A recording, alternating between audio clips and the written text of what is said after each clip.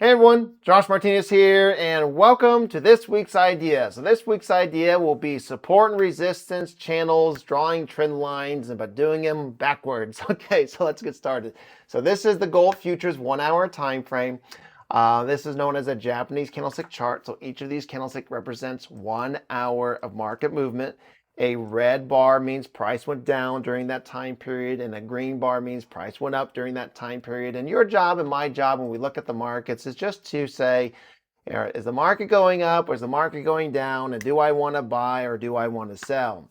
There's a 50% chance of being right and a 50% chance of being wrong if you just close your eyes and you just guess the side, right? Because there's only two choices. There are some basic techniques that you can utilize to kind of help you be right more than half the times, or at least that's the goal. This is trading, there's risk involved, there's no guarantees, but it really is going to come down to what you believe, right? So, for example, I believe after doing this for 17 years, teaching, trading, educating since 2009, I believe that the market's very pattern driven, meaning that the market likes to do the same things over and over and over again. And I believe the market forms lows and highs and U-turns at, on, and or around the same price point. So what helps me is when I look at these previous highs, I just draw a trend line going backwards. And when I draw a trend line going backwards, I'm just asking the question, where does the market like to U-turn, and are we near there? Because we're either going to U-turn on it, we're either going to travel towards it, or we're going to break through it, right? And so in this particular scenario, when or if the market comes near the top blue level, the market has a history of falling. Now, I'm a big believer that the market's symmetrical and uses the same angles. So I call it right side of the face, left side of the face, right? And so what I mean by that is usually the angle that pushes the market down is also the angle that pushes the market up. So if you just copy the angle, bring it down, oftentimes, not always, but oftentimes the market will show you where the opposite side is. And so you don't really have to make, trading is challenging for sure, but it doesn't have to be as challenging. So a routine really helps me. And so part of this routine is just asking the question, what do you believe? And what I mean by that is um, you got to have some sort of belief system when it comes to trading because you're going to be making financial bets. And when you actually make a bet, that price goes up or down, you have to believe you're going to win. So, like, what is that? For me, support and resistance channels, drawing trend lines backwards, understanding where the market U-turns, that gives me lots and lots of confidence.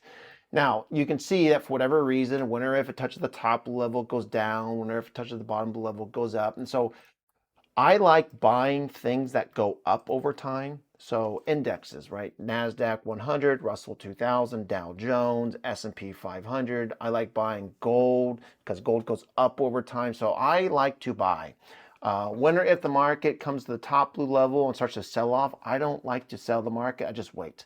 And so for me, what I'm going to be what I'm going to look to do is just, can the market fall back down to the bottom blue level? And can the market create a bullish trend?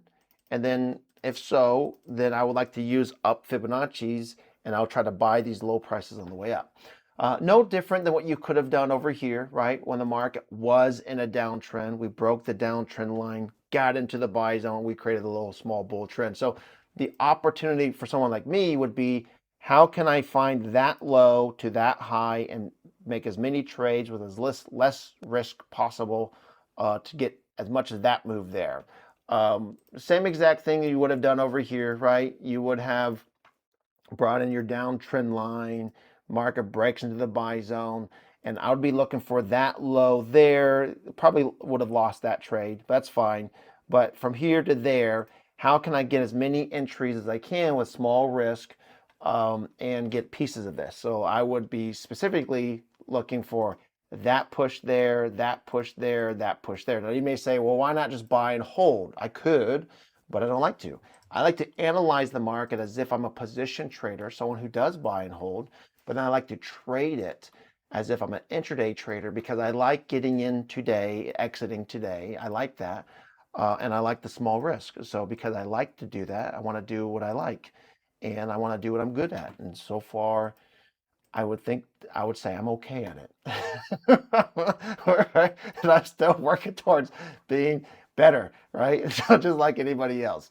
But anyways, this week's idea, at the end of the day, it comes down to the routine. So I believe the market U-turns on and or around the same price point. So what I do is just draw trend lines going backwards, find the U-turns, and then whenever I find the angle that U-turns the market, I just copy the angle, and then I use it to help me find the opposite side. And then from there, can you create a trade plan? And then if you're in the middle of the trend, I try not to trade it because I don't know if it will go up. I don't know if it will go down. But what I do know is, for whatever reason, when or if the market comes near the bottom blue level, the market likes to make a decision.